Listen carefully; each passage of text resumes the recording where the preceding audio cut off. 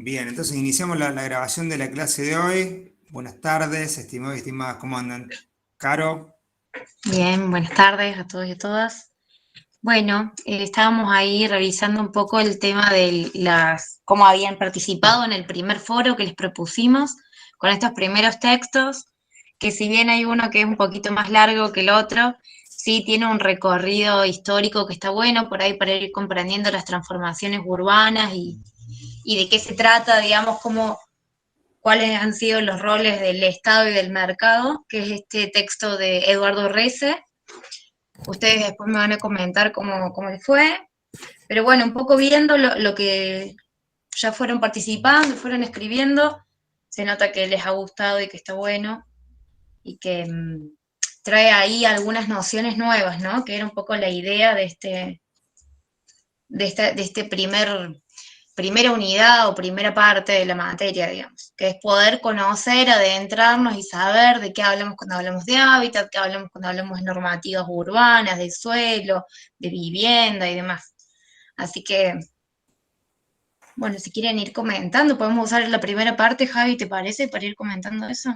sí, estaría bueno porque, a ver, nosotros en la asignatura, un poco el criterio es arrancar con algún grado de manejo de conceptos que van de lo general hacia lo particular a medida que avancemos, para después poder mirar algunas experiencias, algunas herramientas, pero primero como que hay una pequeña carga de, no sé si decirlo de nivelación, porque por ahí son de distintas carreras, entonces un poco la parte conceptual es importante en esos términos, de que podamos hablar como con algún idioma de contacto, con palabras y con conceptos, y a medida que avancemos en la materia vamos a tener por ahí más miradas en ciertos marcos y en ciertas herramientas que podemos utilizar a la hora de abordar la temática del hábitat, ¿no? Desde una lógica integral.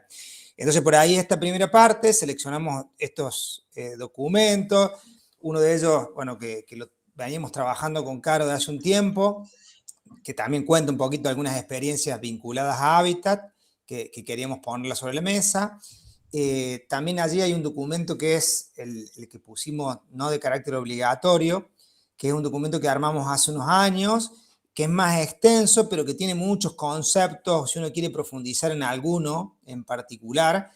Hay mucho vínculo con autores de nuestro país, de Latinoamérica, que trabajan los temas, por lo cual si hay alguna línea de interés, uno buscando ahí, no sé, supongamos en informalidad urbana, bueno, vos sabés ahí quién podés leer de los que manejan la cosa a nivel Argentina y Latinoamérica y podés profundizar, digamos, y utilizar los conceptos bien claritos. Por eso también era bueno ponerlo ahora al principio. Me parece que hagamos eso, que en esta primera Bien, parte hablemos un charlando un poquito poquito. de lo del foro y después, en todo Okay. caso, seguimos con la segunda parte de la presentación del otro día, ¿sí? Un poco Bien. recapitulando un poquito los temas y hablando de la cuestión de los problemas de la ciudad, tanto urbanos como rurales. Bien, sabes que mientras que charlaba estaba viendo que hay algunas que no nos conocemos, que es por ahí la primera clase que están, Heidi y Mili pueden ser. No sé si se quieren presentar, también contarnos, no sé si alguien más, Flor, no me acuerdo bien. Ya vamos a ir captando nombres, caras y todo, y nos vamos a saber todo de todos. Pero por ahí si se quieren presentar las chicas de qué carrera vienen, si estudian en Villa María o en Córdoba. Hola, ¿cómo están? Hola. Soy Heidi. Bueno, estoy cursando trabajo social, cuarto año, y bueno, me interesa el cursado en sí, bueno, para apropiarme de más conocimiento y una que, bueno, que estoy haciendo las prácticas en vivienda y también Ah, estamos un poco con territorio y hábitat, así que me suma un poco a lo, a lo que estoy haciendo. genial, muy bueno, Heidi. ¿Le estás haciendo acá en Villa María o en Córdoba? Villa María, sí. María. Sí, parece que trabajo social no está acá, ¿o sí? No. Acá está Mili, que bueno, dices Mili de desarrollo que estoy en Córdoba, no prendí el micrófono, me están ladrando los perros, está bien Mili, no hay problema, porque van a ladrar los míos también. Así que, bueno, si nos conocemos más o menos, creo que estaban en tercero o cuarto de desarrollo, vos sos compañera de Mati, ¿o no? Con que pongas un sí en el chat, estamos. Y Guada también se presenta, que es Guada, que estudia desarrollo también acá en Córdoba. Genial. Bueno, ya después nos irán contando de Mati y de Paula. Genial, gracias, Mili. Nos irán contando también Mili y Guada qué les interesó un poco para hacer la optativa. Así que, pero bueno, también mientras tanto, vamos escuchando a quien quiera opinar acerca de los textos y esto que charlamos ahí con el Javi.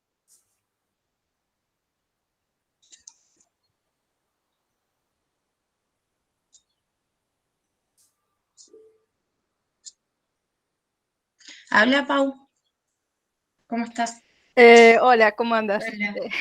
Bien, por ahí la formalidad, la informalidad, no sabes qué hacer, si apretar la manito, ¿no? Bueno, no, me pareció muy interesante sobre todo el artículo de Riff, porque me parece que plantea justamente parte de lo que hablábamos la otra vez, esto de concebir el hábitat desde una manera más integral, que eso implicaba cuestionar, digamos, el paradigma tradicional desde cómo se planteaba la gestión urbana, digamos, en el sentido de ese modelo tradicional, tecnócrata, vinculado a una sola dimensión, que era la económica productiva, y me pareció súper interesante el planteamiento de los puntos que se cuestionaba, o sea, tanto el rol del Estado, que en algún momento, sobre todo en los 60, fue motor, digamos, pero desde una perspectiva macroeconómica o productiva y no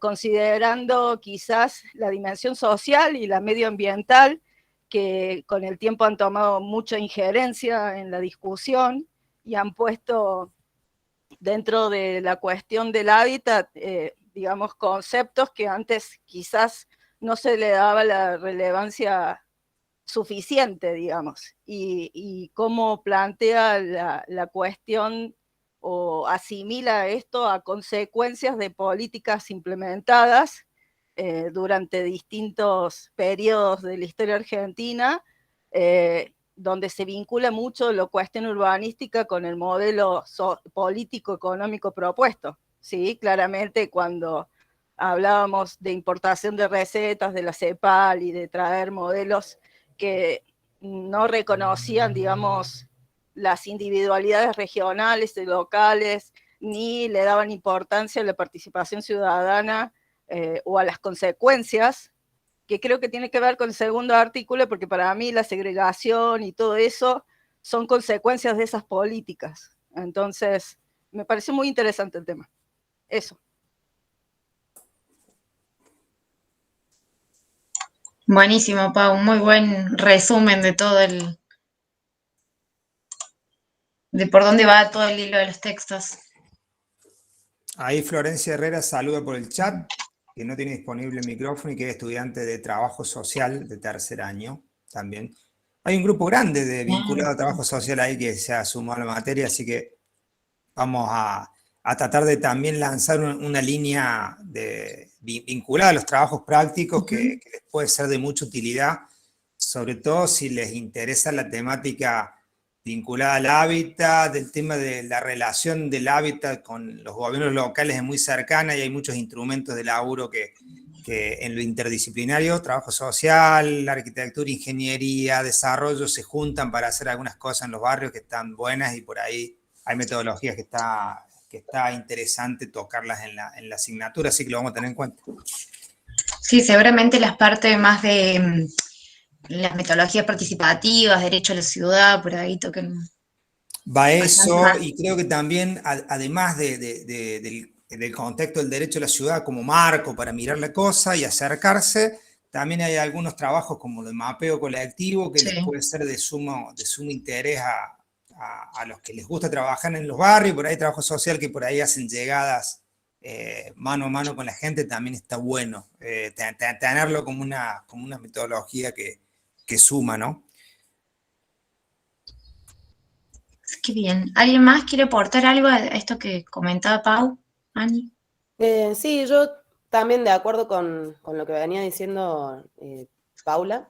me parecieron interesantes los textos. Estuvo bueno el de Rece, con ese recorrido histórico de cómo se fue tratando el tema de la política habitacional o la política del hábitat en nuestro país. Y algo que agregué yo en el foro, que me parecía que estaba bueno, que lo pensé cuando leía, cómo influye y cómo ha influido en nuestro país a partir de los años 90 con el boom de los agronegocios, digamos, cómo se vincula el tema de los agronegocios con el desarrollo inmobiliario y cómo está tan vinculado eso y cómo tiene tanto que ver esta concentración del poder económico en manos de ciertos grupos, ciertos sectores de la sociedad que son los que concentran la producción de granos y demás, y cómo influyen también en la tenencia de la tierra y en la disposición de la tierra, y no solamente en el campo, digamos, o en la tierra apta para cultivo, sino en las ciudades en las cuales se utiliza la inversión inmobiliaria como forma de sostener esos negocios o de invertir el dinero que se gana de esos negocios y demás. Me parece que está bueno también incorporar eso en la discusión, porque tiene mucho que ver con, por lo menos en la ciudad de Córdoba, que se ha visto mucho, en desarrollo. Nosotros en la Cátedra de Desarrollo Agrario también vimos esa cuestión de cómo inclusive en Córdoba, en la ciudad de Córdoba, uno lo ve, en algún momento se vio de cómo se compraban departamentos directamente por grano, digamos, el canje directo por grano, y cómo está dolarizado tanto el agronegocio como directamente proporcional a la dolarización que tiene la cuestión del hábitat en las ciudades, ¿no? Del acceso a las casas, a la tierra por parte de los individuos. Me pareció bueno meter esa reflexión también en ese sentido. Muy bueno, Ani, sí, hay dos cosas que me surgen.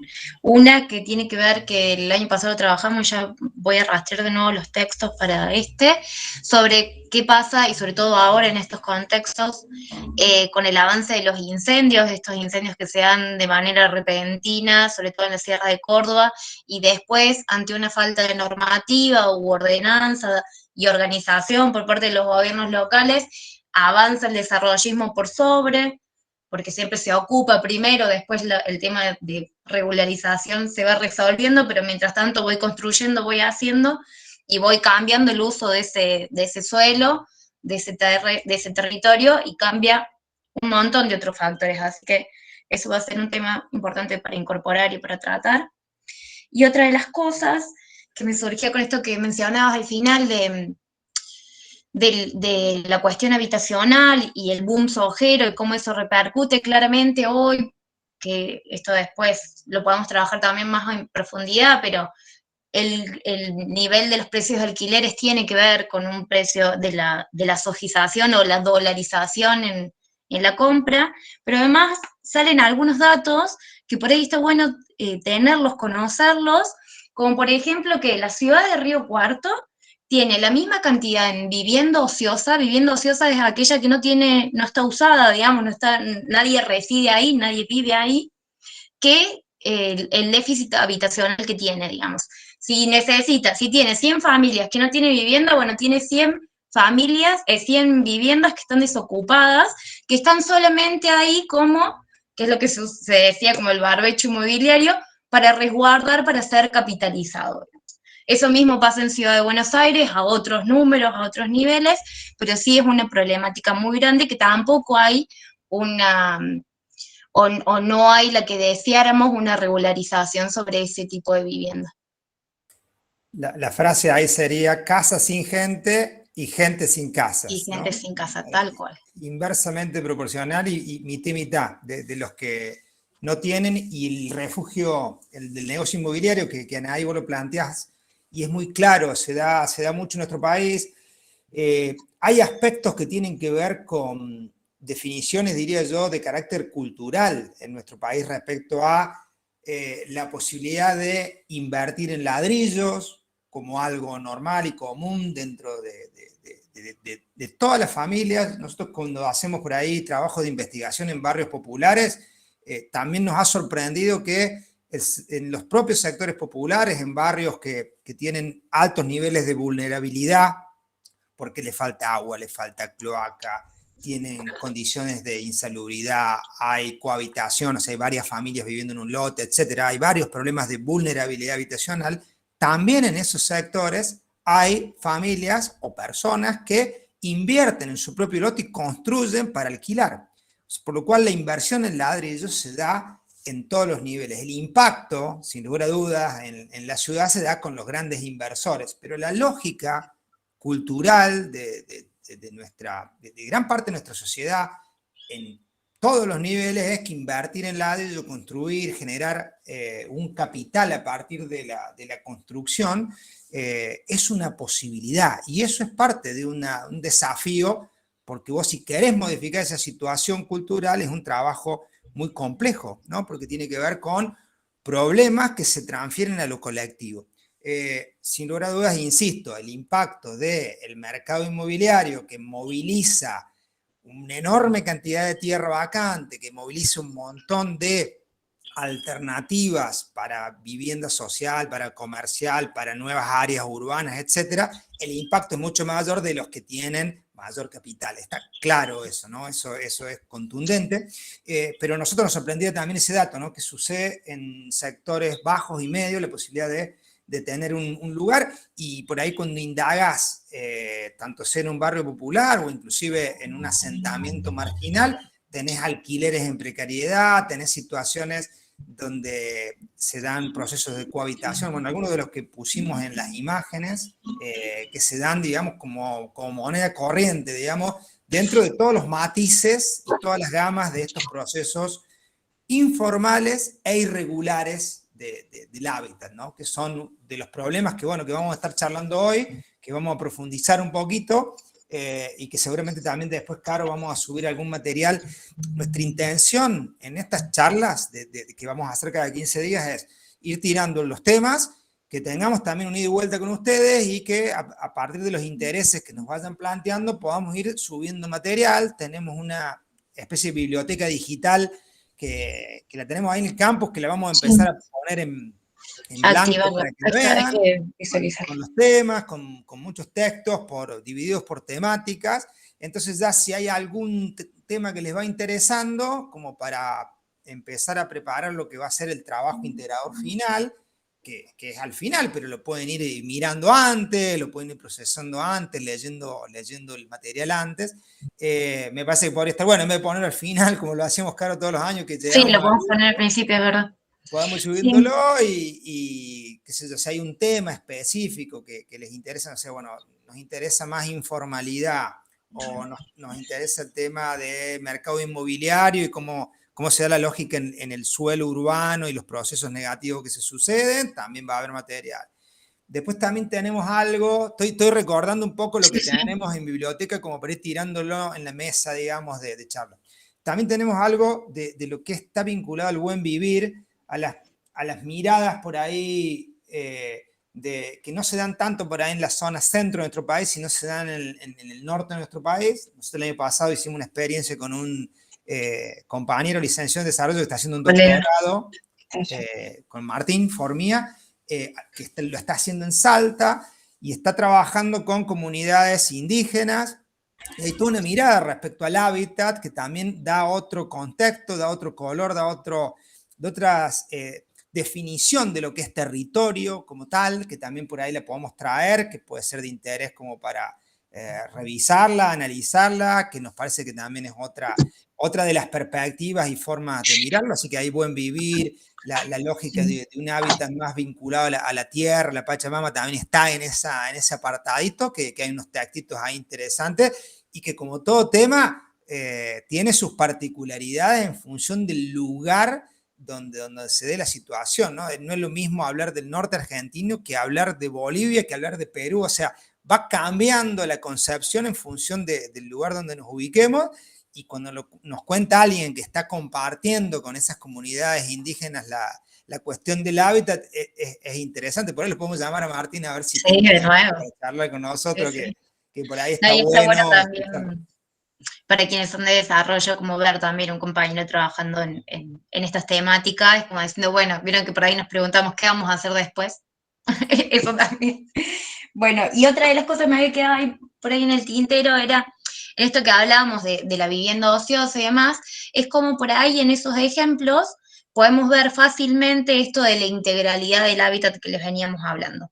Como por ahí con el ahorro uno va a comprar el suelo para decir, bueno, digamos, cómo lo económico se entrecruza con lo cultural y con lo social en sí, porque también tener la propiedad de uno y una propiedad privada te ponen en otros escalafones, no sé si son escalafones, pero en otras como clases o posibilidades, digamos, y cómo van repercutiendo estos distintos aspectos en un mismo ejemplo, ¿no?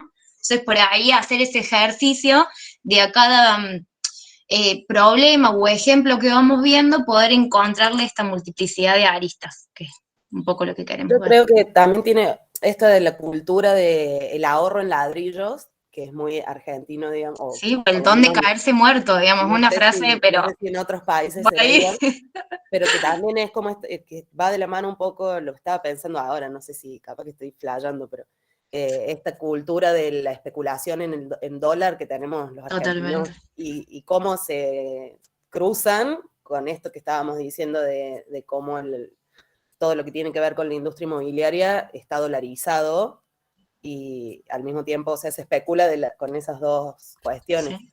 Y digo, también otra cosa que pensaba era esto que decías vos de que te colocan otras, o sea, te da otra condición, te pone en otra condición en cuanto a lo social, y también el hecho de tener tu lugar propio, me parece que influye en cómo las personas, los sujetos se arraigan en los territorios y piensan el territorio desde otro lado. No es lo mismo una persona que cada 2 años está mudándose y cambiando de lugar, no va a tener el mismo sentido de pertenencia que una persona que pasa 30 años viviendo o que sabe que de ahora en adelante este va a ser su hábitat justamente, Sí, o sea, va a totalmente. ser su territorio, va a convivir con los mismos vecinos, entonces va a tratar de construir de otra manera, o sea, o a lo mejor le va a importar más lo que sucede o las problemáticas que hay en torno al lugar donde vive, que a una persona que dice, bueno, me da igual, total, de acá 2 años, Me andás a voy ver para dónde otro lado, estoy, sí. claro.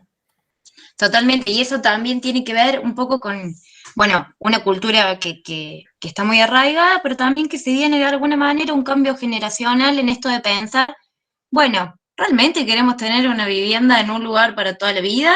O quisiera esto, estar un tiempo acá, un tiempo allá, digamos, otras alternativas que llevan, por ejemplo, a discutir si las políticas de alquileres en realidad se tienen que seguir como concibiendo como algo, sí, como parte del comercial, como un bien de uso de cambio, o en realidad estamos debatiendo acerca de un derecho que es el acceso a una vivienda, nada más que ya no es a partir de la propiedad privada, sino que tiene que ver con, bueno, una decisión, bueno, no es una propiedad privada, pero accedo igual, digamos, sigue siendo mi vivienda igual, y como una elección de vida, como una trayectoria. El tema de para eso uno debiera tener mayores regulaciones, un poco más de previsibilidad futuro y demás.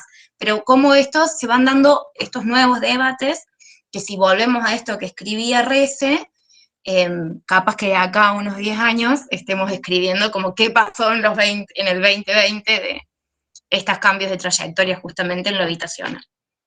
Pero sí, muy bien, muy buenos debates.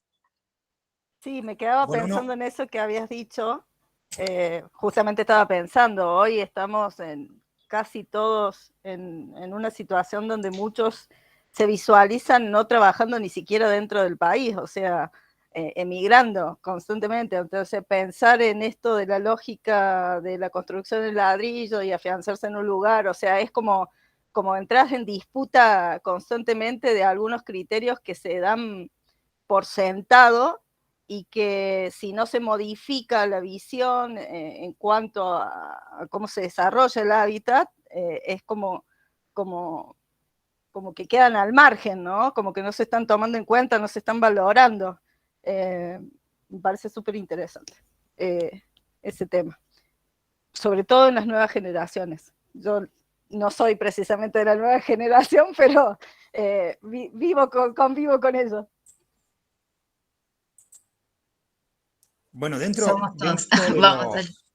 dentro de los temas que uno trata de trabajar al principio, un poco las definiciones y las problemáticas del suelo urbano-rural, lo ponemos nosotros, porque muchas veces puede ser uno o inmediatamente por una definición pasa a ser otro, ¿no? Pasa a ser suelo urbano, de suelo urbano a suelo rural, no hay un límite tan claros, por lo menos en términos generales en nuestro país. Depende, por supuesto, de cada ciudad, las características de cada definición de cada una de las constituciones provinciales, de cómo definen a cada gobierno local, ya sea ciudad o comuna, como nos pasa en la provincia de Córdoba, o municipio partido, como pasa en la provincia de Buenos Aires. Pero a donde quiero ir allí es ese paso de un tipo de suelo a otro tipo de suelo, que tiene que ver con lo que Caro recién decía de las regulaciones que hacen a que cada gobierno local vaya definiendo las pautas,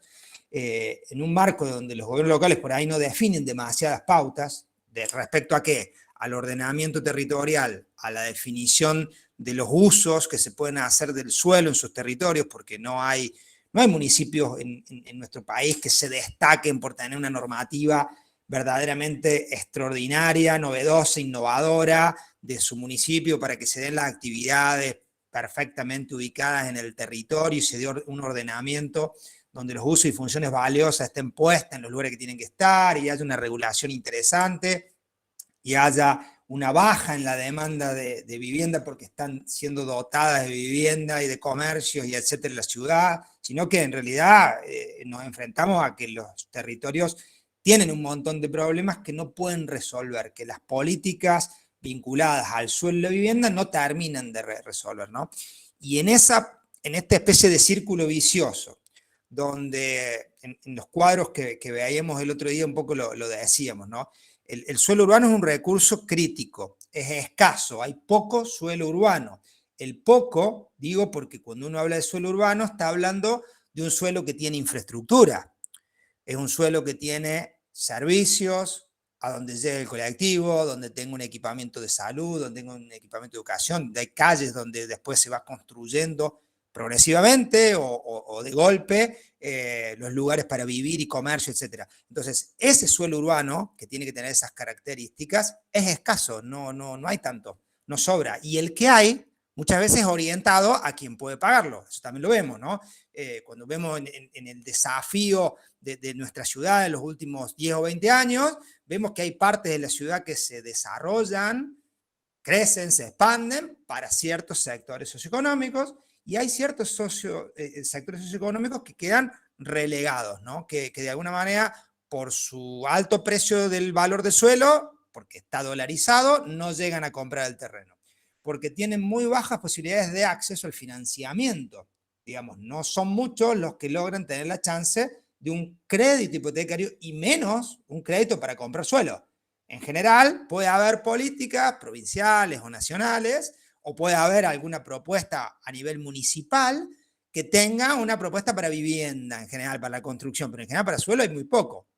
Hay algunos programas de acceso al suelo que se han dado que son interesantes, pero uno de los problemas centrales es trabajar suelo en nuestros municipios. Y no se trabaja tanto suelo, es un tema complicado, es un tema a largo plazo, los municipios en general trabajan con gestiones cortas, hablar de 10 años para un municipio es una locura, tienen que trabajar ahí a 2 o 3 años porque la gestión termina y ya está. Entonces trabajar procesos vinculados a suelo es un desafío para los gobiernos locales y las intervenciones nacionales, provinciales, municipales son cortas, son una frazada corta, no llega a cubrir nunca la cantidad de demandas que viene de atrás, ¿no? Hace 30 años o hace 20 o hace 15 que no se resuelven, entonces esa demanda de la población, y ahí viene la pregunta, ¿qué hace? ¿Qué hace aquel, qué estrategia plantea la gente como para lograr un lugarcito en la ciudad? Y ahí están los temas de por dónde va, cuáles son los caminos que puede tomar. si no tiene financiamiento, es tan alto que no puede llegar, busca un alquiler en precariedad, busca un alquiler de una piecita, de una habitación, de algo que no tiene las mejores condiciones, se lanza una usurpación de suelo, ya sea por toma de tierras o por un enclave de pobreza más definido. Digamos, hay un montón de caminos que muchas veces se toman por los sectores populares en función de que ese círculo vicioso no les dé chance de ingresar. Y no es un desafío al sistema, sino que en realidad es una necesidad. La necesidad los promueve, los empuja, y se dan estos procesos irregulares que terminan siendo una especie de bola de nieve que, si no se atiende la problemática, no se atiende la demanda, no se labura desde los gobiernos locales, las organizaciones civiles vinculadas al hábitat, esa pelota se hace tan grande que en algún momento impacta y se generan los problemas que vemos en muchas ciudades cuando hay una toma de tierra, cuando hay un desalojo, cuando aparece una familia y acampa en un lugar, ¿no? Está pasando en ciudades medianas y pequeñas, y antes por ahí sucedía en las grandes ciudades, ¿no? Y ahora está sucediendo en las ciudades más chicas o los pequeños pueblos, porque, bueno, al no tener un lugar, muchas personas, muchas familias buscan incorporarse en algún espacio, ¿no? Y es un problema de difícil solución, pero bueno, habrá que ver qué herramientas se pueden utilizar como para buscar caminos de solución alternativos, innovadores, que busquen escuchar un poquito más a la gente en los problemas que tiene.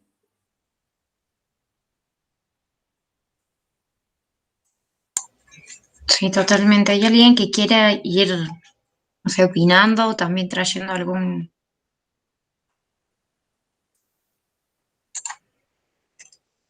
Ahí Heidi hablaba esto de que se comparten los terrenos con los familiares, y parte de estas estrategias de cómo hacemos. Sí, a veces ese proceso que se denomina, algunos autores lo denominan cohabitación, cuando en un solo lote 2 grupos familiares o más están viviendo, por ahí son 2 construcciones, por ahí una construcción que tiene al medio un baño, una cocina, algún espacio para compartir, pero digamos, es un proceso que en algunos casos puede empezar con un perfil solidario, supongamos una familia que deja que el hijo y la hija o una pareja vayan en el mismo lote y hagan una construcción atrás. Después eso se puede transformar también en un alquiler para alguien que viene de afuera y es un ingreso más. Eso también pasa como proceso de cohabitación, y a veces se da, te presto la tierra, te presto un pedacito del lote, construite, pero te construís bajo mi lote. Lo que está plantado en mi lote a la larga es mío, ¿no? Termina siendo del dueño original. También se dan procesos que no son de buena onda, sino que por ahí son posibles engaños también, porque vos construís y le queda al que es el dueño. Bueno, los procesos de cohabitación tienen como también sus matices. Los procesos de cohabitación también son resultado de que la cuestión de suelo no es alcanzada. No podés lograr comprar suelo en condiciones. Entonces te tenés que ir a un suelo prestado, un suelo de alguien, y ubicarte en su terreno. ¿Se entiende el concepto de me voy a cohabitar? Y se dan niveles socioeconómicos medios y bajos, se dan en varios, ¿no? No es solamente una situación de precariedad, ¿no?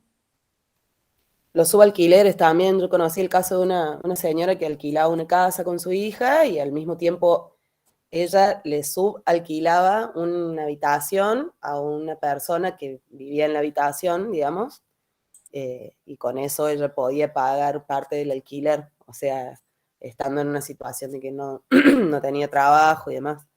Y eso también genera un montón de otros conflictos, ¿no? Porque cuando se comparte cuando hay varias familias habitando en un mismo lugar, siempre surgen conflictos propios de la convivencia, que también, digo, no son cosas menores, hacen mucho al desarrollo de las comunidades, digamos, de cómo se relacionan. No es lo mismo una familia que tiene su espacio personal, digamos, donde puede vivir en su intimidad con sus reglas de su familia y demás, que tener que compartir forzosamente, digo, con otras personas con las que a lo mejor no se tienen las mismas costumbres o no sé, las mismas reglas de convivencia.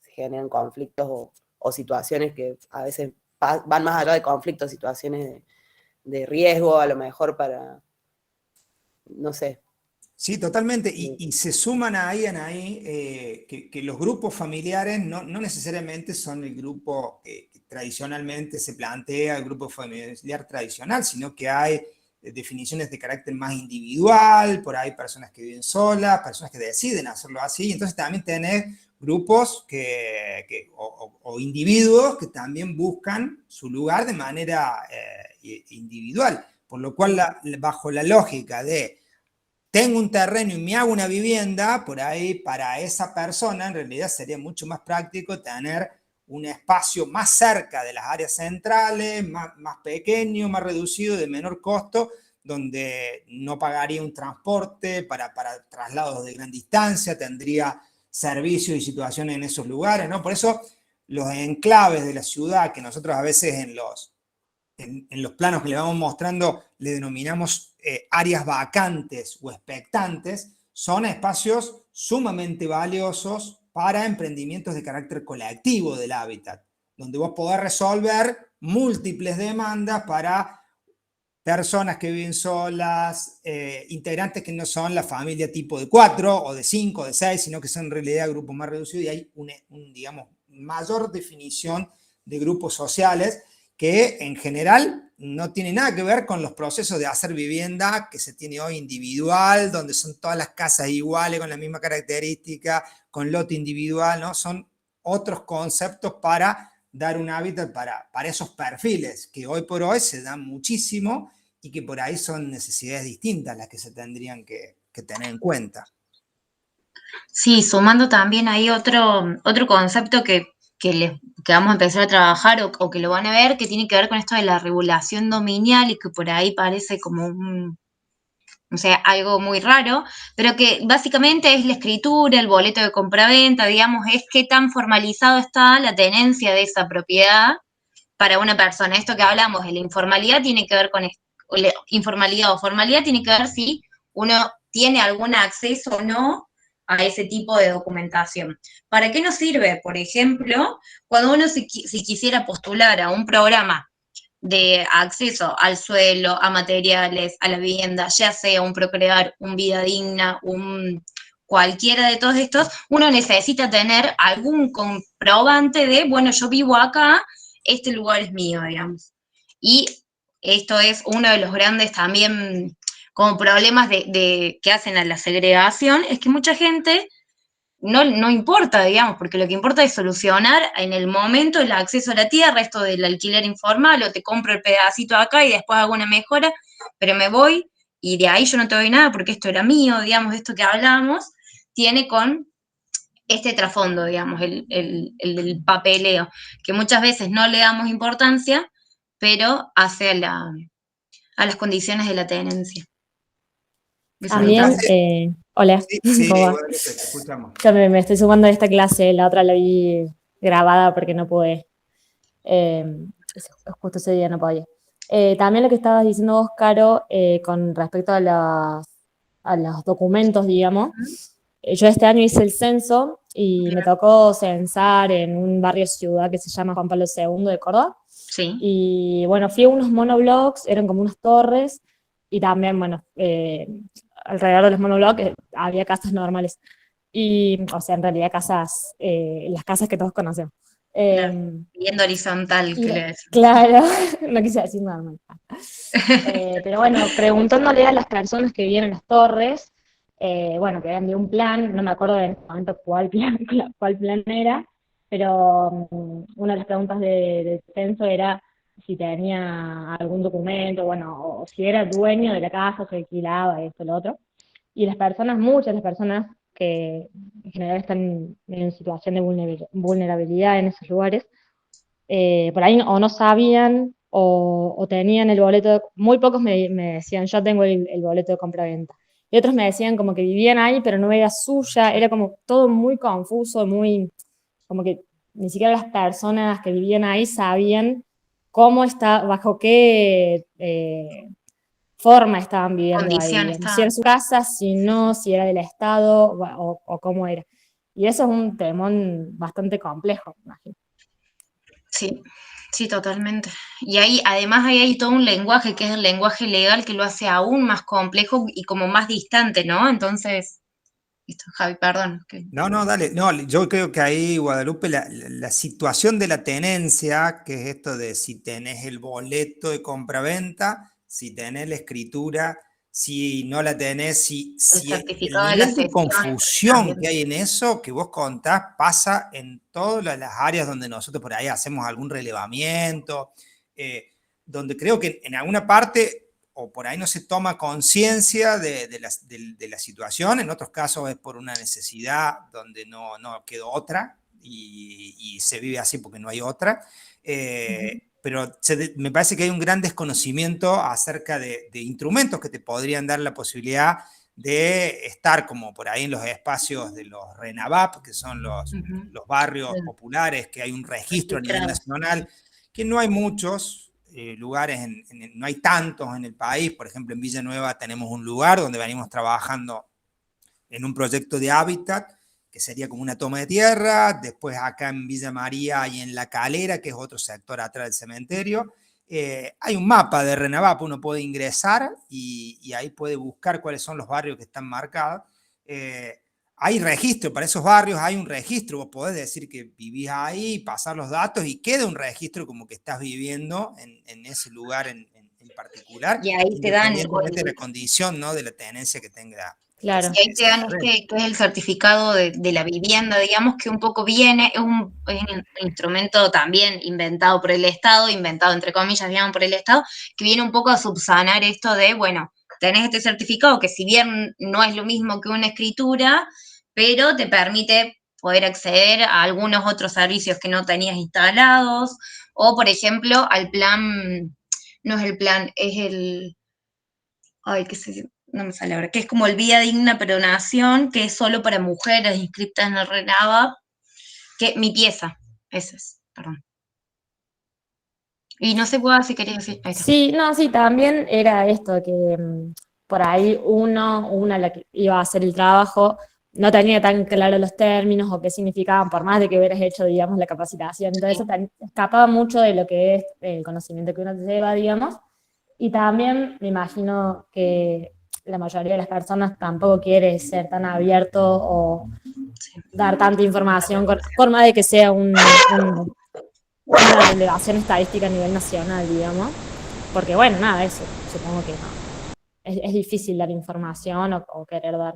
Sí, también están, Guadalupe, los miedos lógicos de vos, si estás en una situación irregular, barra informal, por ahí dar la data no es algo tan común y también hay un miedo a eso, porque el camino al desalojo en los lugares donde no están las condiciones dadas también existe, ¿no? Entonces también una forma de protección no es decir parcialmente la verdad, digamos, de la cosa, y por eso también algún nivel de confusión a la hora de esto que es lo que hace el censo, que es hacer un relevamiento y preguntar.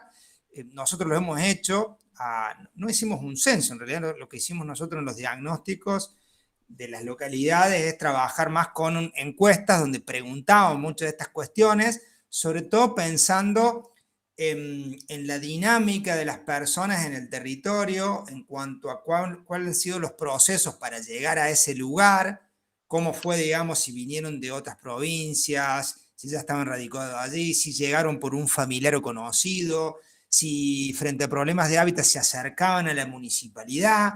Nos sorprendía que en muchos casos, cuando analizamos Belville, Villa María, Villanueva, nos sorprendía que muchas veces las cuestiones de hábitat no iban a golpear la puerta del municipio para consultar, sino que lo hacían por conocidos o amigos que le pasaban la data, que podés venirte para este lado, podés ubicarte acá, se ubicaban en ese barrio o en ese lote por algún conocido, en algunos casos cuando eran de otro país por algún compatriota, los que llegaban, mucha comunidad paraguaya, boliviana y demás, que muchas veces viene por trabajo, desarrolla trabajos acá vinculados a la albañilería, a lo que es el trabajo de hortícolas y demás. Inclusive se están insertando también mucho en otras áreas comerciales de las ciudades, que cada vez sorprende más. Por lo menos acá en Villa María, la comunidad boliviana hoy por hoy tiene varios comercios en el área central de la ciudad. digamos, se van dando procesos de migraciones, que también son procesos de personas que vienen por ahí de otros países y se instalan en ciertos lugares, y también lo hacen por esta relación de conocidos, amigos o parientes que les recomiendan. Hay un alto nivel de vinculación en esas trayectorias, que por ahí los censos en general no lo consultan tanto, nosotros lo trabajamos porque hace un poco a ese recorrido, ¿no? Vengo por un tiempo, vengo a quedarme, vengo como para los manguitos que haga pasarlos y mandarlos. Hay de esos procesos que también está interesante mirarlos y analizarlos, ¿no? De lo que sucede en el hábitat, muchas veces en estos bordes urbanos donde se dan estas modificaciones en cuanto a la población, a la característica de la población, a los usos y costumbres de esas personas que viven en estos lugares, ¿no?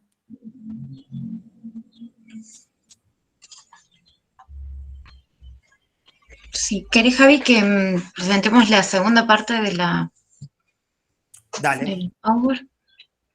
Así por ahí vemos algunas definiciones más.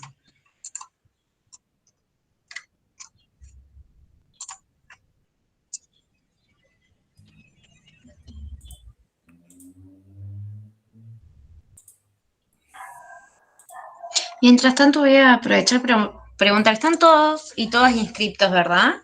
Nadie tuvo problema con eso.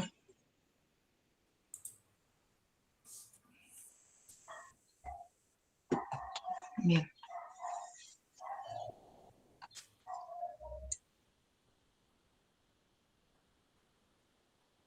No sé cómo lo están viendo a él. Se ve, Solo rural tendría que estar. está solo urbano rural, sí.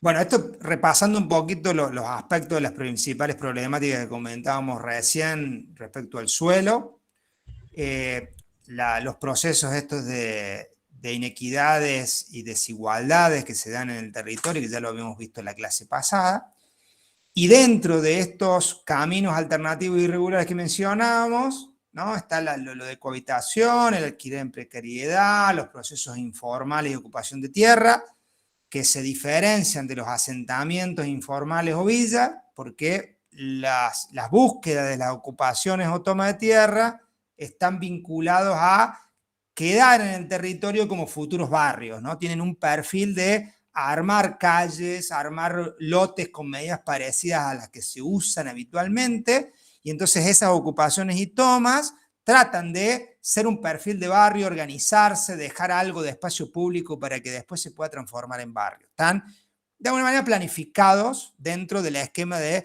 las familias que hacen la usurpación. Hay un nivel de organización previa. En el caso de los asentamientos informales o villas de emergencia, en general son usurpaciones de carácter individual que se van haciendo de manera progresiva, y a medida que se van sumando casillas, chapas, un armado precario, se van consolidando y se transforman en villas de emergencia que pueden tener construcciones de 3, 4 pisos, 5 pisos de altura, como sucede al lado de Retiro en Buenos Aires. No sé si conocerán, cuando uno llega a Retiro, ve la Villa 31, por ejemplo, como un ejemplo de una villa que se ha consolidado y tiene 4 o 5 plantas de altura de construcciones. Y por último, los lotes irregulares o fraudulentos, que sería un proceso que hace una persona engañando tanto al quien compra como al gobierno local, ¿no? Esos serían como los 5 grandes caminos alternativos e irregulares de vivienda. Dentro de quienes son los autores que escriben la cosa, hay en cuanto a informalidad, Trichesky, Smolka, Marengo, bueno, son autores latinoamericanos y de acá de Córdoba que escriben sobre estos temas, haciendo pequeñas diferenciaciones sobre esta cuestión de la informalidad e irregularidad, ¿sí? Que un poco mencionábamos recién. Bueno, una herramienta que nosotros utilizamos, que por ahí, Guadalupe, vos que estuviste en el censo, por ahí tenías seguramente la definición de un radio censal, donde tenías que hacer el censo. Esperemos que pronto tener el censo de este año, porque el censo lo que tiene interesante es que nos podría permitir localizar o geolocalizar el déficit habitacional. La metodología está contada muy breve aquí, pero básicamente hay una base de datos que se llama Redatam, que es una enorme base de datos donde están volcados toda la información que se recaba en el censo. Esa información está dividida por radios censales que definen los sectores de la ciudad. La ciudad de Villa María, por ejemplo, tiene 100 radios censales urbanos, o algunos más. En el caso de Belleville tenía, no sé si 40, bueno, dependiendo, cada ciudad hay una cantidad de radios. Cada radio, que no es un barrio, sino que son un grupo de manzanas, nos puede dar una definición respecto a ciertos aspectos, que serían esto que yo denomino allí las capas de información. Podemos poner una capa que sea necesidades básicas insatisfechas, podemos poner otra capa que sea hacinamiento por hogar, que sería la cantidad de personas que viven en un hogar y que tienen la posibilidad de estar viviendo en ese lugar, y el hacinamiento por cuarto, que es cuando tenés más de 2 personas en cada habitación para dormir.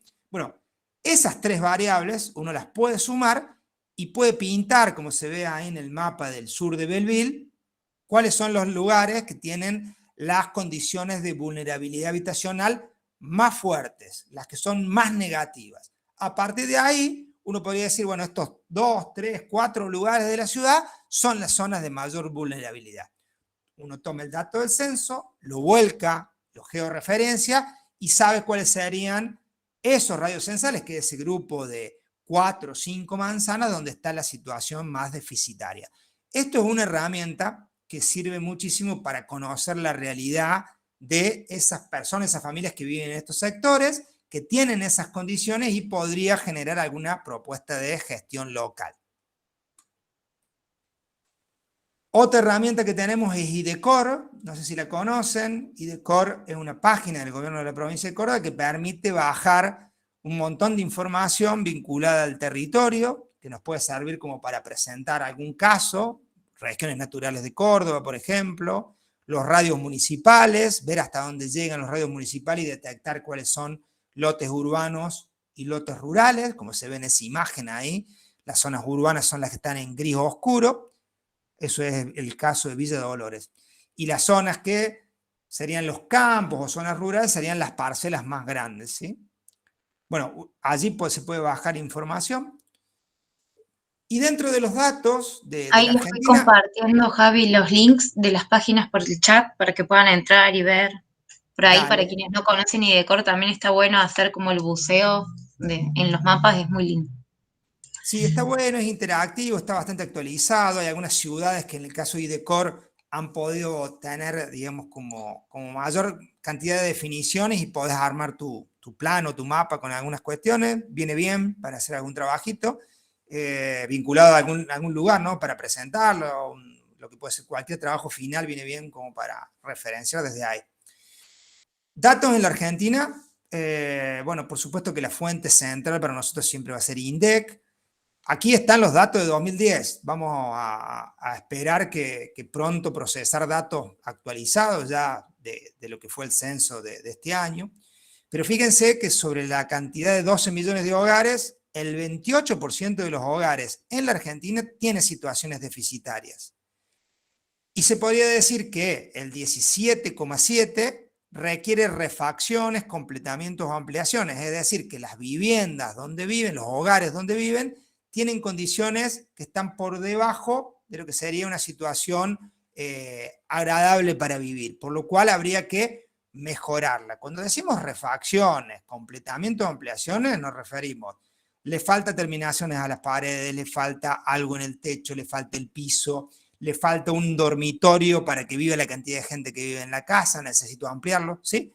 La mayoría del déficit debería estar orientado a revertir eso, el 17,7%. El otro 10,7% requiere una vivienda nueva, por lo cual ese otro porcentaje, como la vivienda no tiene condiciones como para ser habitable, que sería una casa rancho, una casa en una villa, una casa en condiciones que es irrecuperable de alguna manera, se necesita una vivienda nueva, ¿sí? Por lo cual el déficit en nuestro país está mucho más ligado a refaccionar, completar, a ampliar, mejorar las condiciones del parque habitacional existente que al otro déficit, la casa nueva. Y ahí les pregunto, los gobiernos locales, ¿cuál de las dos alternativas eligen? ¿Arreglar la casa, hacer un dormitorio, darle un baño o la otra, hacer una casa nueva llave en mano y entregarla en un acto? Díganme a ver qué opinan. ¿Por qué creen que se apoyan mucho más en lo que es vivienda nueva?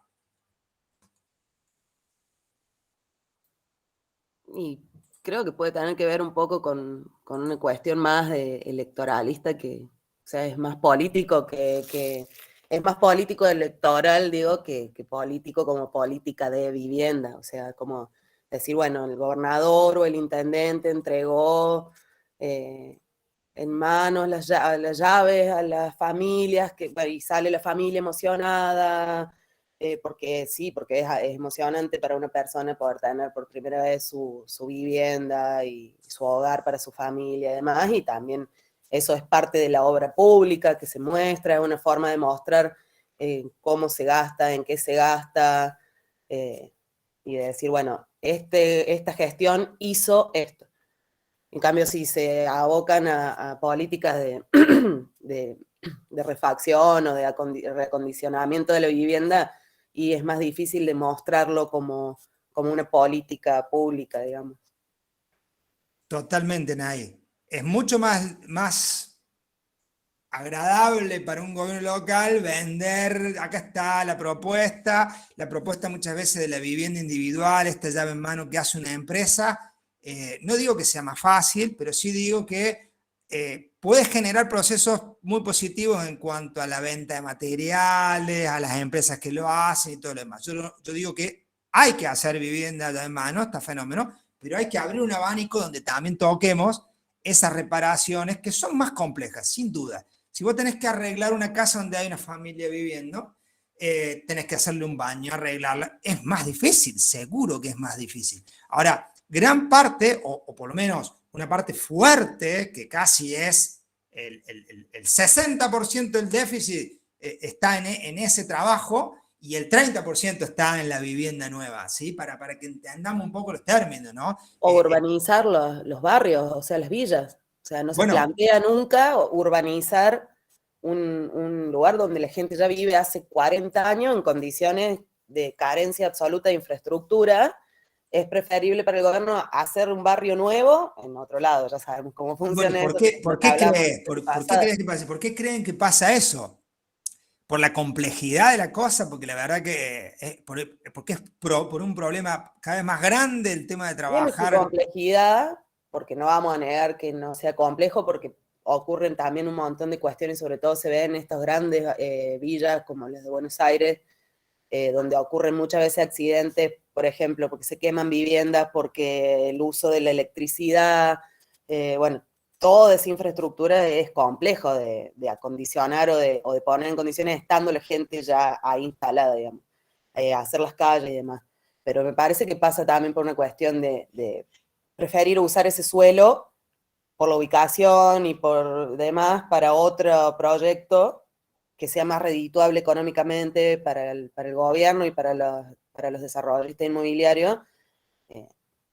Entonces, bueno, se elige eso. Es lo que hablábamos un poco en la clase pasada, esto de cómo la gentrificación y cómo se corre a la gente que a lo mejor ha ocupado ese espacio durante décadas, y a lo mejor son varias generaciones de la misma familia que ha vivido en ese lugar, y de repente son tomadas y llevadas a la periferia, y ahí vemos después grandes torres o un shopping o un centro comercial o lo que sea. Sí, totalmente. Y también podemos ver algo más que uno puede descubrir en esto, que tiene que ver con las políticas universales versus las particularizadas. Esto que depende de la necesidad de cada familia, que cuando decimos es más complejo, bueno, más complejo porque tenés que tener también más gente en el territorio, pero también son soluciones mucho más integrales, mucho mejores si uno las pudiera como categorizar. Pero sí, es verdad que a los estados también no solo influye en la cantidad de fotos que pueden publicar en sus redes y demás, sino también en la cantidad de gente que tenés que tener o los recursos que podrías como usar en el territorio, digamos, para generar estas soluciones un poco más particularizadas.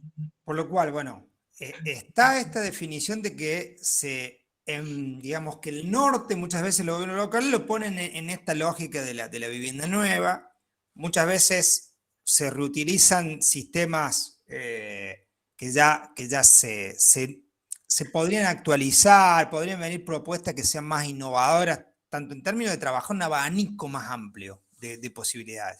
Cuando vos trabajas un abanico de posibilidades para el acceso al suelo y la vivienda más amplio, tenés muchas más chances de dar en la tecla, porque en realidad las demandas no son estándares, son un gran número de demandas. Vos tenés que cubrir suelo, tenés que cubrir suelo urbano, tenés que cubrir suelo para distintos niveles socioeconómicos, tenés que a ese suelo darle un equipamiento, tenés que tener una idea de ciudad por detrás, tenés que tener una idea de en qué zona de la ciudad podés hacer este tipo de desarrollos, podés buscar alianzas que pueden ser interesantes si tenés instrumentos sólidos para trabajar entre lo público y lo privado, con las dificultades que también eso conlleva, ¿no? De acordar ciertas pautas para movilizar suelo en sectores, por ejemplo, pericentrales o centrales. Hay un arquitecto que trabajó muy bien este tema en algunas propuestas hace ya unos años en Chile. Yo lo voy a ir a ver mañana a Córdoba, que viene a hablar a la ciudad de Córdoba, que es Aravena, Alejandro Aravena. Este muchacho que salió premio Nobel de Arquitectura hace unos años, que es la verdad que tiene proyectos muy lindos, hace obras en todo el mundo. Lo primero que hizo de sus obras, que de alguna manera se lo hizo conocido, fue hacer propuestas de vivienda social en Chile, donde lo que hacía Aravena era, primero resolver un tema de suelo. El tipo se juntaba de manera participativa con la familia y le decía, ¿dónde le gustaría vivir? Y todas las familias indicaban que le gustaría vivir no en la periferia, sino más cerca de las áreas centrales. Bien, bueno, miren, si ustedes van a vivir en las áreas pericentrales o quieren vivir más cerca, van a tener que buscar espacios de lote más chicos, primer tema, porque es más caro que algo que esté cerca del área central. Bien, segundo tema, no van a poder tener una vivienda en un lote individual donde vos tenés tu casa, no, van a tener que tener un espacio para compartir, donde van a tener un lugar común entre 4, 5, 6 familias y todos van a estar allí. Bien, segunda cuestión, ¿les parece? Si vamos por estos dos caminos de hacer un lote más chico y compartir, tenemos la chance de ir a tal lugar de la ciudad, un sector que era bastante cercano. Lo primero que resolvió es acercar se llama Elemental, la propuesta de Aravena, que es una propuesta que tiene muchos años, y que tiene unas construcciones que permitían a la familia hacer la inversión grande a partir del aporte del Estado. En Chile la cuestión de los sismos es muy importante, por lo cual la estructura de lo que tenían que construir tenía que ser muy sólido. Construían eso y dejaban que las personas, con el paso del tiempo, le agregaran a esa construcción las particularidades. Podían agregarle una habitación, ya tenían la cáscara, le podían agregar el piso, etcétera, etcétera. En las inauguraciones, él mismo contaba que los intendentes mucho no les convencía esto, inaugurar cosas que parecían que no estaban terminadas, pero tenía esa enorme virtud de que las familias vivían en un lugar cercano, podían a nivel progresivo aumentar el lugar que tenían con una habitación nueva, una estructura existente, estaban cerca de los lugares de trabajo. Bueno, el círculo de la propuesta era sumamente positivo. A partir de ahí, lo cuento porque, bueno, mañana como voy a verlo, me refrescaba un poco de dónde venía esa propuesta. Ahí les compartí la invitación, pero me parece que ya deben estar agotados los cupos, porque no... Se puede ver creo que por YouTube de la UNI. Eso lo organiza la Universidad Nacional de Córdoba, la Facultad de Facu de Arquitectura. Además de esto, este muchacho hizo obras en muchos lugares del mundo de altísimo nivel para clientes de mucha plata, pero digamos, gran parte de las definiciones de hábitat que hizo con esta propuesta de vivienda social, lo interesante era eso, partía del problema del suelo, definía la parte cara de la casa que se podía hacer y le daba la chance de terminación. Bueno, es un ejemplo de posibilidades de buscar esta alternativa de que vas a trabajar con una persona, un grupo familiar que después puede adaptar esa propuesta de hábitat en función de sus necesidades, sus posibilidades, ¿sí? Y le das la estructura cara, costosa, bien ubicada al principio, que es lo que después es muy difícil terminar. Después la fotito de las viviendas terminaba siendo una vivienda, uno de los power que puse estaban ahí, las iban terminando, entonces en un mismo frente aparecían ventanas de un color, ventanas de otro, paredes de otro, era todo un collage, porque era así como se terminaban, y bueno, era también parte de la estética que le daban cada uno a la definición de esa vivienda. Acá vuelvo un poco entonces a lo que charlábamos recién. ¿Cuáles son las posibilidades para afrontar los problemas de suelo y vivienda? Bueno, abrir un abanico de posibilidades siempre es la mejor opción. A veces hay propuestas de mediano o largo plazo que son mucho más complicadas de resolver y tal vez hay que empezar con aquellas que son más al corto plazo o con posibilidades. Si hay un proyecto, un plan, un programa, uno podría tener más elementos y a la larga cargar de algunos instrumentos al gobierno local para, bueno, esto es un proceso, lo vamos a ir haciendo, lo vamos a ir generando, por ejemplo, como generar un banco de tierra, o generar un programa de acceso al hábitat, o generar un registro donde vos sepas la demanda de tu localidad, serían como las primeras instancias desde la mirada del gobierno local para empezar a mirar el hábitat lo más amplio que se pueda, con una mirada integral en cuanto a decir, bueno, miro mejor cuál es mi demanda, cuál es mi situación de mi población y a partir de ahí tracciono propuestas que algunas serán al corto y algunas serán al mediano o largo plazo, ¿sí? ¿Quieren que sigamos pasando algunas diapos más, así avanzamos un poquito? Sí, para mí que sí, Javi, así, porque nos Dale. queda la última media hora. Dale. Está media lenta mi compu, disculpen un poquito. Ahí están viendo lo de techo. Se está cargando, pero sí, ahí está. Bien. Bueno, Techo es una organización que trabaja mucho en nuestro país, analizando los problemas que tienen que ver con el hábitat, ¿no? Y ahí está expresado algunos de los datos de cómo han crecido. Estos son datos de 2016, habría que ver algunos datos un poquito más actualizados, pero por ahí se van vinculando a lo que pasa después de los censos siempre, estas propuestas, pero digo, fíjense, 62% de ocupaciones o toma de tierra, ¿sí? Son muy altas las ocupaciones o toma, 32% de las villas de emergencia y 5% de los barrios populares o informales.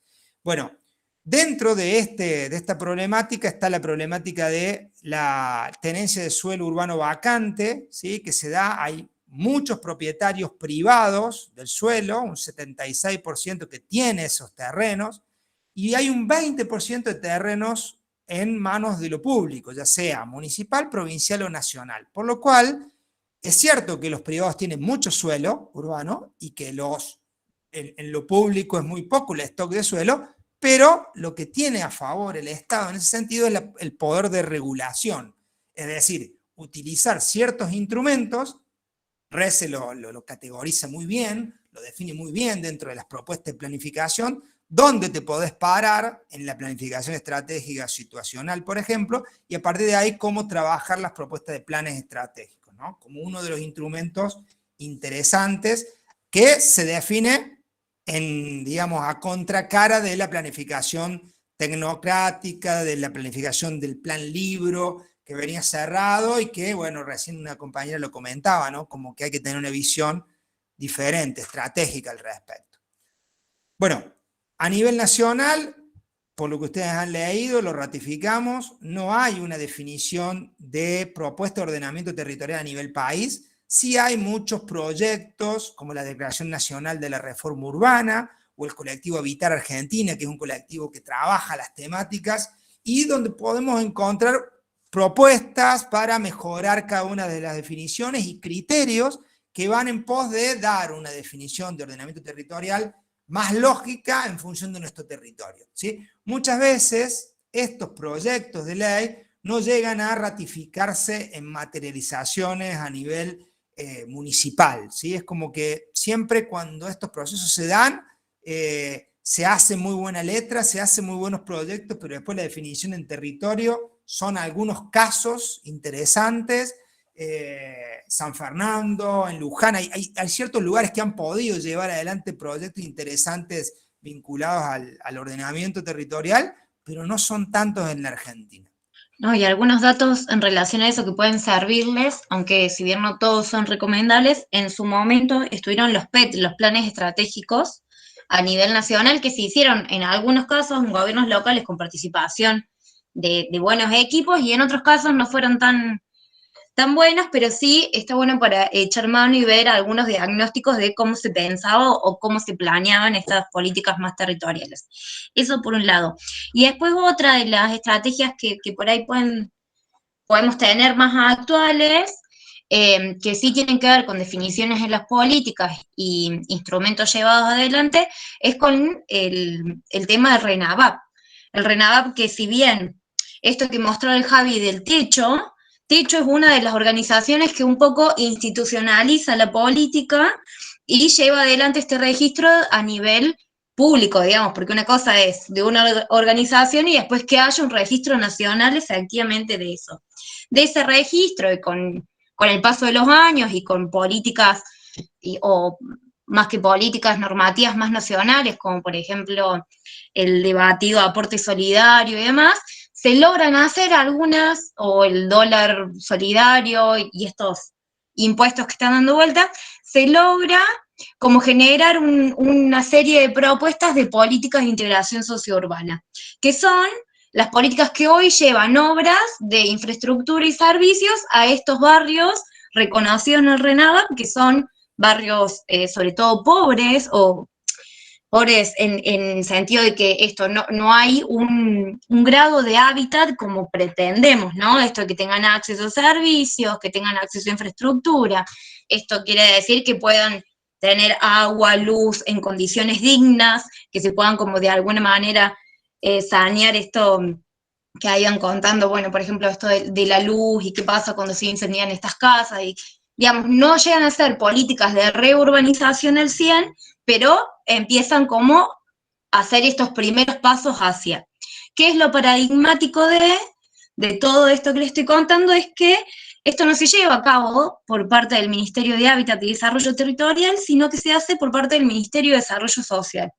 Que ahí, bueno, son como distintas o lugares de donde uno encara la política. Estaría bueno que fueran por parte del Ministerio de Hábitat, pero bueno, vamos viendo que sí se van instrumentando alguna de todas estas herramientas de alguna manera. Sumo a lo que dice Caro.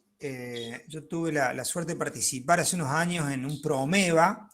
PROMEVA es un programa de mejoramiento de barrios que tiene muchos años en la Argentina, una trayectoria de mucho tiempo. Como todo programa que requiere como una primera parte de diagnóstico muy fuerte, donde entre trabajadores sociales, trabajadoras sociales, arquitectos, ingenieros, las áreas, sobre todo las áreas de vivienda de los gobiernos locales, se trabaja en toda la parte preliminar, ¿no? De la situación de quienes viven en estos lugares. En general se trabaja en zonas donde hay un nivel de tenencia de suelo privada muy, muy bajo, donde hay ya sea una villa de emergencia o un barrio que no tiene las condiciones, que es irregular, etcétera, etcétera. Se define un polígono de intervención que puede tomar 2 o 3 barrios y sobre ese polígono se hace una propuesta. Todo eso lleva un proceso de tiempo. Se hacen como unas cartas donde por lote se define la estructura del grupo familiar, las características, situación de la familia, los integrantes, condiciones de empleo. Bueno, se hace como una especie de gran mapa de estado de situación, y sobre esas condiciones se eleva el proyecto como para ver cuáles serían las obras prioritarias a desarrollar. Además de las obras prioritarias que tienen que ver con los servicios, hay toda una parte vinculada a la vida social del barrio, a generar un centro vecinal, pueden generarse centros de atención a la familia o a los niños, a la niñez, ¿no?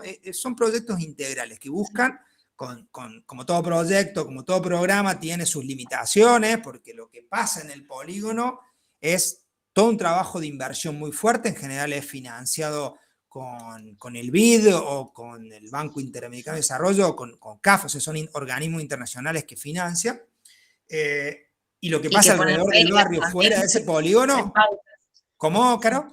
Que ponen pautas también, estos financiadores ponen como ciertas, por ejemplo, una de las pautas es que se delimita el polígono y una cuadra más allá no tiene nada que ver, digamos.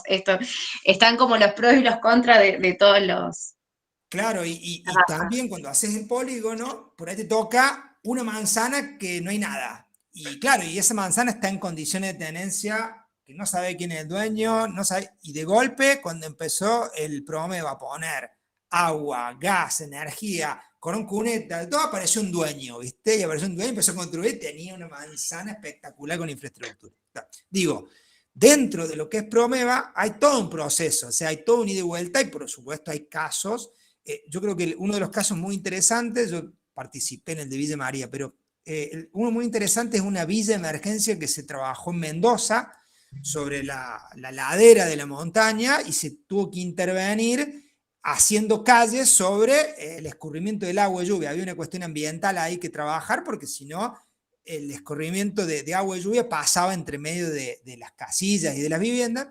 Bueno, este tipo de procesos, de programas que son de arriba hacia abajo, si vos tenés un buen equipo técnico de abajo, de la ciudad, del lugar, y lo armás interdisciplinariamente, puede ser muy productivo. Podés lograr un cambio, como dice Caro, bueno, adentro del polígono, es en este sector de la ciudad, pero bueno, abrí otros abanicos en otros lugares, ahí va a tener una posibilidad que le va a dar posibilidad de mejor vivir a 500, 600, 700 personas, ¿no?, que viven en estos lugares. Por lo cual digo, hay programas que tienen una trayectoria y que si son implementados por un equipo sólido, si hay un apoyo municipal, si hay otras organizaciones que dan una mano, pueden llevar a buen puerto, ¿sí? Sí, igual que esto, tener visiones integrales también favorece mucho más lo que uno puede hacer ahí. No es lo mismo hacer un diagnóstico solamente de lo que es servicios y estrategias de acceso que un buen diagnóstico que esté hecho por la gente, con la priorización de las necesidades, digamos, en esto de lo participativo y demás.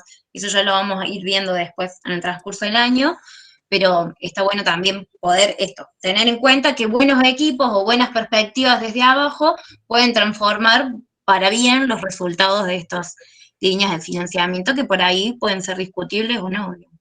Bueno, y en esto de programas que llegan de alguna manera a territorio, lo que yo les pregunto es, cuando uno va a cualquier barrio y empieza a preguntar sobre los problemas, priorizame los problemas que vos tenés, y te van planteando, y haces un taller y generás de alguna manera una participación que lo podés hacer por ahí con un grupo más reducido al principio, más vinculado al trabajo colectivo del barrio, lo podés ampliar y hacerlo con más cantidad de gente. Vos vas y escuchás problemas, ¿sí? ¿Cuáles son tus problemas? ¿Cuáles son tus necesidades? ¿Qué te gustaría cambiar? El listado va a ser enorme, priorizarás dentro de eso. Ahora, la generación de expectativa que genera cualquier gobierno local, ahora sí, che, vamos a intervenir en el barrio, vamos a hacer una propuesta, es una movilización que no es fácil trabajarla, ¿no? Porque genera una situación de que, bueno, posiblemente llegue un cambio, pero ¿cuándo va a llegar ese cambio? ¿Cuándo va a darse este proceso para que se mejore la calidad de vida de los vecinos y las vecinas de ese lugar? Generar la expectativa. El día que vos llegás, porque son procesos largos, hasta que hacer el diagnóstico preparado, pasa un año, las situaciones cambian, les genera una expectativa. El trabajo que tenés que hacer ahí, desde lo socioambiental, digo yo, desde lo social, es fundamental, porque sí o sí vas a empezar a tener cada vez más demanda, porque vos ya se visualiza el problema, viniste a ver si podías dar una mano y buscar una solución, y dependés de que se den como ciertas instancias. La pregunta ahí es, ¿cómo logras que esas expectativas no te jueguen en contra y no generen mayor caldo de cultivo a decir, che, no, estás viniendo, me charla, me decís, pero no me hace nada, no me construye nada, no me genera ningún cambio y sigo viviendo en estas condiciones lamentables? ¿Qué se les ocurre? Nosotros con el Javi tenemos algunas premisas de haber estado en el territorio, pero ¿qué piensan? También pasa esto cuando nosotros venimos de la universidad, vamos, hacemos encuestas y nos vamos, eso también sucede, vamos generando unas expectativas de un cambio.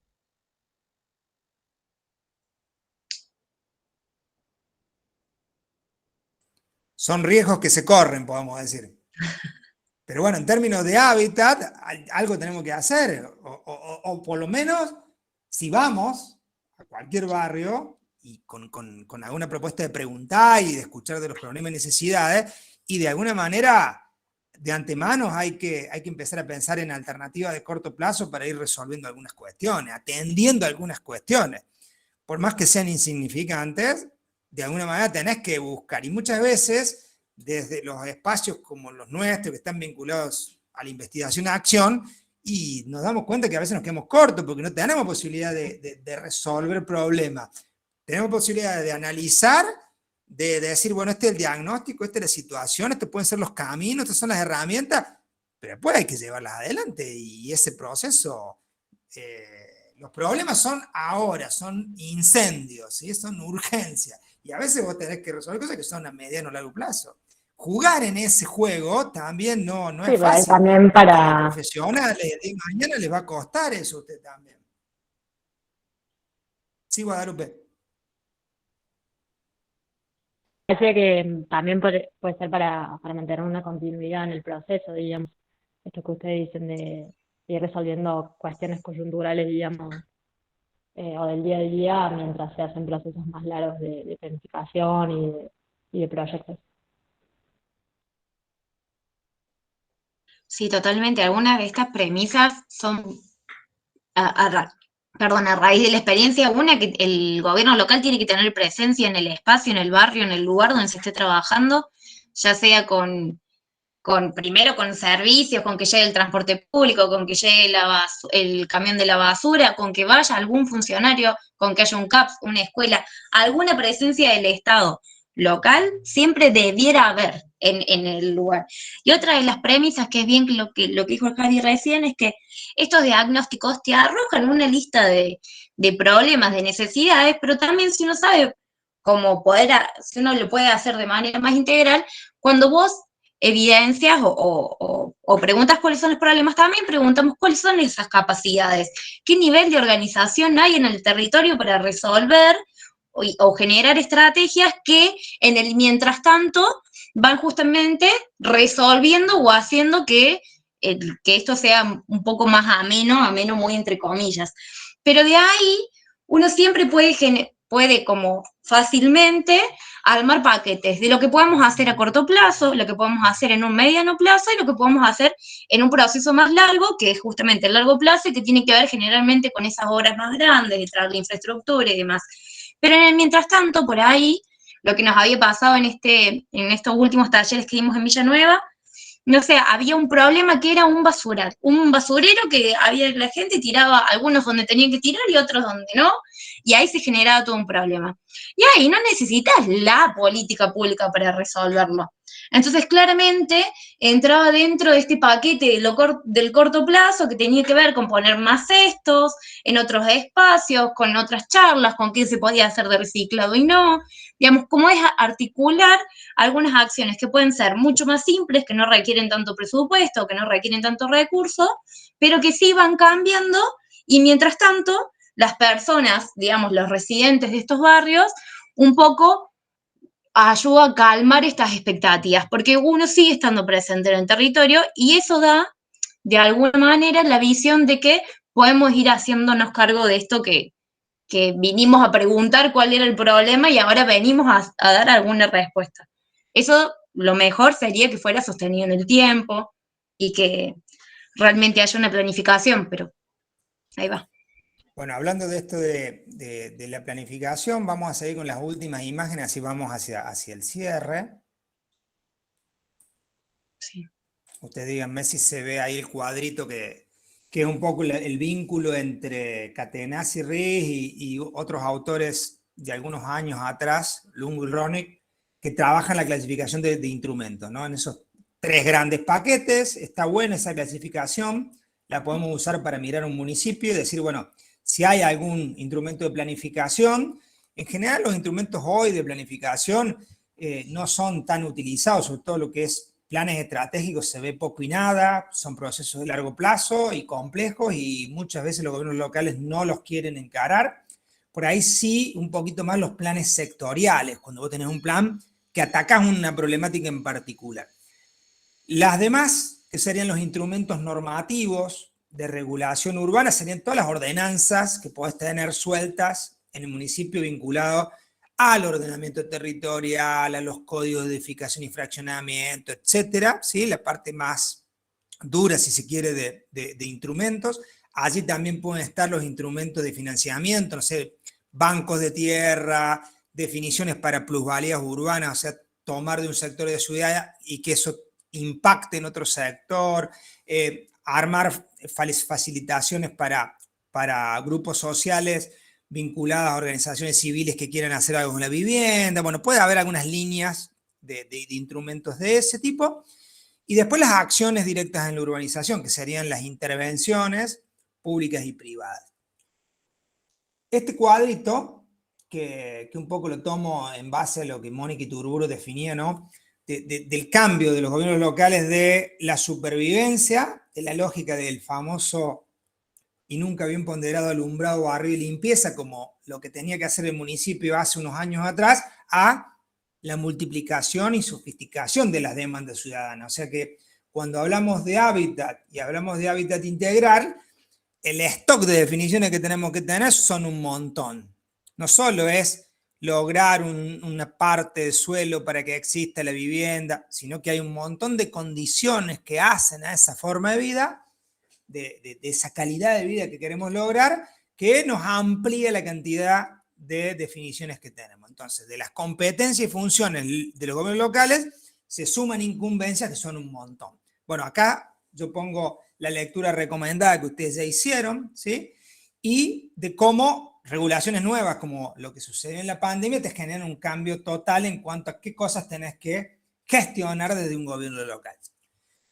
Dentro de los planos de actuación, la Daniela Gargantini, que es compañera de trabajo de Caro y fue mi directora, bueno, nuestra directora de nuestras tesis, nos define, digamos, estos planos de actuación municipal. Fíjense que en general los gobiernos locales toman el primero, ¿no? El soporte físico, infraestructura y servicios como el plano de actuación.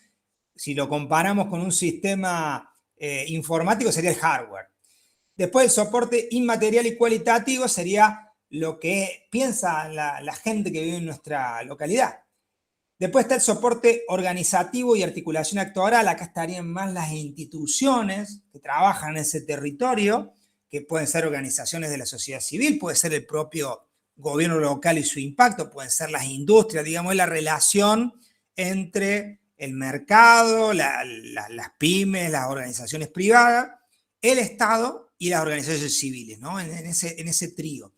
Por último, soporte financiero y por último, el soporte de la sostenibilidad, ¿no? Bueno, el acceso al suelo, el financiamiento, las definiciones de los sectores sociales, bueno, son una gama de definiciones que permiten que nosotros tengamos que trabajar en como diferentes planos de actuación y seguramente allí tienen los gobiernos locales que incorporar nuevas capacidades, ¿no? Nosotros siempre hablamos, hay que leer necesidades y capacidades de las personas, de las familias que viven en estos sectores vulnerables, que viven en los sectores que no tienen acceso al suelo y la vivienda, y ver a partir de allí cuáles pueden ser las pautas superadoras y las intensidades. Cuando hablamos de intensidades hablamos corto, mediano o largo plazo. Y bueno, dentro de las últimas imágenes que les mostramos, están los trabajos de diagnóstico, como el que hicimos en Villanueva el año pasado, junto a los vecinos, con unos talleres, hablando un poco de necesidades y capacidades. Allí está un poco la estructura de los talleres que hicimos y la metodología de la brújula, que también vamos a hacer un apartado en nuestro campus virtual para que tengan la herramienta más detallada, pero básicamente dividen esos 5 ejes, suelo y vivienda, infraestructura, equipamiento, accesibilidad y sustentabilidad, y va preguntando, como lo hace un censo, pero más acotado, estas que serían variables o indicadores claves. Y en base a eso nos dice en qué condición estamos respecto a el cumplimiento de derechos, el cumplimiento de obras, la organización social y las regulaciones. Y hace ese gráfico síntesis de la situación del barrio. Si el gráfico se estira hacia obras, es que cubrió bien porque tiene buena cantidad de obras. Si se estira para regulaciones, es que hay alguna normativa. Si se estira hacia derechos es porque cumplió de diferentes definiciones de derechos, ¿sí? Es una manera cuantitativa de calificar la condición de ese barrio en cuanto a esos aspectos, ¿no? Va midiendo y de alguna manera permite un diagnóstico expeditivo, un diagnóstico rápido que escucha a las personas y familias que viven allí, pondera rápidamente y en un taller vos logras una valoración para decir, bueno, mirá, en organización social estamos bien, mal o regular. En normativa estamos re mal porque no tenemos ninguna. En derecho, bueno, se ha avanzado en estas líneas, pero faltaría estas otras, ¿no? Es una manera de hacer una mirada del derecho de la ciudad sobre lo que sucede en un territorio y recomendamos la metodología porque la hemos utilizado y anda muy bien. Otra experiencia han sido los talleres participativos que hicimos en Villa María, donde aquí trabajamos más sobre un concepto de mirar ciudad actual, el estado de la situación de la ciudad, apuntar a cuál sería la ciudad deseada, la ciudad soñada, la ciudad a futuro, y el último taller es decir, bueno, entre la ciudad actual y la ciudad que deseamos, ¿cuál es la ciudad posible, ¿no? ¿Cuál es la que podemos lograr? Las fotos que ven allí son la participación de colegios profesionales vinculados al tema de hábitat, es la definición de niños y jóvenes, que también con los que definimos algunos aspectos y nos contaban ellos cómo querían que fuera su ciudad, y algunos profesionales y también autoridades del gobierno local, de cooperativas vinculadas a los servicios que también participaron. Y en esa experiencia tuvimos la visita de una amiga que es villamariense, pero que vive en Francia, donde nos contaba la experiencia súper interesante de los planes que llaman PAD y SCOT, que son planes en Francia que toman ciertos sectores de la región y sobre una región hacen un análisis de la coherencia territorial de esa región, donde marcan actividades económicas, culturales, paisajísticas, ecológicas, y de alguna manera hay un consejo regional que toma esas pautas y define qué cosas podrían estar siendo positivas en ese sector, en esa área regional, por así decirlo, que tiene vinculación con varios municipios, y qué cosas no. Y en base a eso se arma el SCOT, que sería ya el esquema de coherencia territorial, donde estarían las pautas o los lineamientos como para trabajar la ciudad. Son grupos interdisciplinarios y tiene una particularidad, trabajan a nivel regional, ¿no? Si lo miramos en nuestro territorio, es muy difícil trabajar a nivel regional, nosotros tratamos de hacerlo y siempre hemos tenido como escollos al respecto, porque acá se trabaja mucho a nivel municipal, ¿no? ¿Qué pasa puertas adentro de mi radio municipal y no se trabaja tanto la relación entre diferentes municipios en una región determinada, ¿no? Que sería lo lógico. Por lo cual este tipo de trabajo puede ser una mirada interesante como para analizar. Bueno, y por último, ya cerrando la charla de hoy, la idea de la producción y gestión social del hábitat como un camino, como un proceso de formación política y educación popular, donde para trabajarlo hay que trabajar muchísimo con el tejido comunitario, con las organizaciones, mirando posibilidades y capacidades que tienen y necesidades que tienen las familias y personas que viven allí, entrar, digamos, de lleno a conocer ese estado de situación y, en definitiva, algunas preguntas que les dejamos ahí como para pensar. ¿Cuál sería el stock de propuestas de suelo y vivienda que debería manejar un municipio de escala pequeña? ¿Sí? Esta idea de stock, de tener varias alternativas.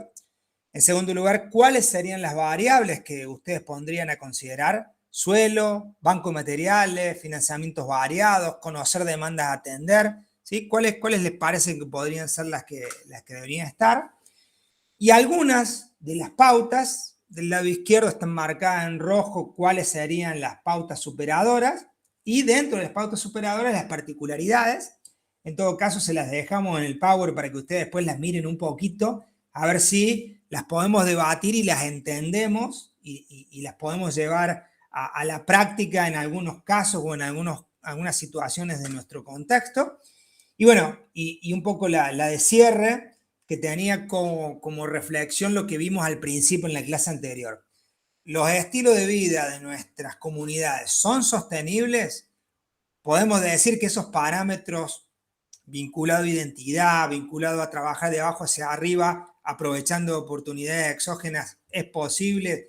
Tenemos información valiosa del territorio, hacemos concertaciones y acuerdos con los actores. Bueno, un poco estas son posibilidades o preguntas que nos hacemos de cara a cómo es nuestro territorio y cuántas cosas nos terminan faltando para llevar adelante esos cambios que queremos hacer, ¿no? Bueno, esta clase lo que intenta es un poco esa relación de tocar algo de los instrumentos que venimos viendo, algo de las problemáticas y algunos caminos posibles vinculados al suelo urbano y rural, y seguramente con Caro le vamos a subir alguna actividad práctica, pero más cerca en todo caso ya de la semana próxima, ¿no, Caro?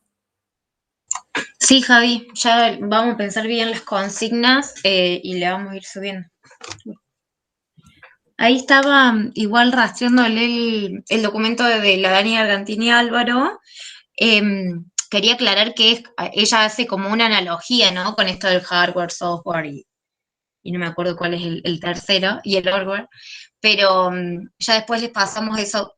Vamos a habilitar esta biblioteca que habíamos mencionado al principio, que es un poco repositorio de documentos y bibliografía, que también podríamos generar un link de Drive para que si ustedes también tienen y quieren ir aportando ahí, pueden ir sumando. Pensando sobre todo esto, que van saliendo algunos conceptos y algunas cuestiones que les pueden ir interesando de cara al final o pensándolas para sus tesis y también, así que... Dale, vamos a hacer eso, vamos a subir ese repositorio biblioteca, lo vamos a tratar de dividir por temas, ¿sí? Segregación, informalidad, los aspectos del mercado inmobiliario y suelo, los aspectos, bueno, un poco como está estructurada la materia, algo de conflictos vinculados a territorio y ambiente, etcétera. Cuestión de que ustedes ya vayan teniendo un repositorio ahí de material, por si hay algún tema de interés que quieran indagar y buscar un poquito. Y quedamos así, recuerden, en 15 días nos volvemos a encontrar en un Meet como este y nosotros en la semana vamos a estar subiendo como para que ya antes del jueves que viene ya tengan el material y la nueva actividad vinculada a esta segunda clase y como también esta idea de ir generando alguna actividad práctica y seguimos con el programa como estaba planeado. Nos volvemos a encontrar. Vos, Caro, tenés ahí a mano la agendita que subiste. Sí. 2 segundos. Ay. No, cerré el aula virtual. El 8 de septiembre. El 8, sí. Bien, gracias. 8 de septiembre. El 8 de septiembre trabajaremos ahí un poquito crecimiento y desarrollo territorial. De alguna manera vamos a estar vinculando algunas cuestiones de lo urbano y lo rural y vamos a retomar algunos conceptos, vamos a sumar ahí algunos autores, por lo cual ahí la cuestión de lo que empezamos a charlar en la clase de hoy, vinculado al suelo urbano, el mercado inmobiliario, algo de eso seguramente lo vamos a tener y vamos a hacer una actividad práctica ahí como para ir complementando lo que charlamos en la clase, lo que leen y que de alguna manera puedan reflexionar o con una monografía o con algunas preguntas disparadoras, ya ahí lo estamos armando con Caro, lo vamos a ir teniendo, ¿sí? Quedamos de esa forma, quedamos para vernos, cualquier consulta lo pueden hacer y no se olviden de participar ahí en el foro que quedó la semana pasada, quienes no se han sumado. Bárbaro, profe. Y un aviso tipo parroquial, para quienes ven la clase diferida más que nada, por ahí como no tenemos tanto de este intercambio en la clase, sí está bueno que aunque sea participen y den ahí su hola que estoy en los foros. Buenísimo. Bueno, en un rato vamos a subir esto para que les quede quienes se fueron antes o lo que quieren revisar el material. Y el PowerPoint ya lo tienen porque es el mismo, el de la otra vez que habíamos visto en la primera parte nomás. Bueno. Buenísimo, nos vemos pronto. Nos vemos la próxima. Gracias, profe. Muchas gracias. Nos vemos. Chao, chao. Sí. Me quería preguntar a esta chica, se me fue el Javi.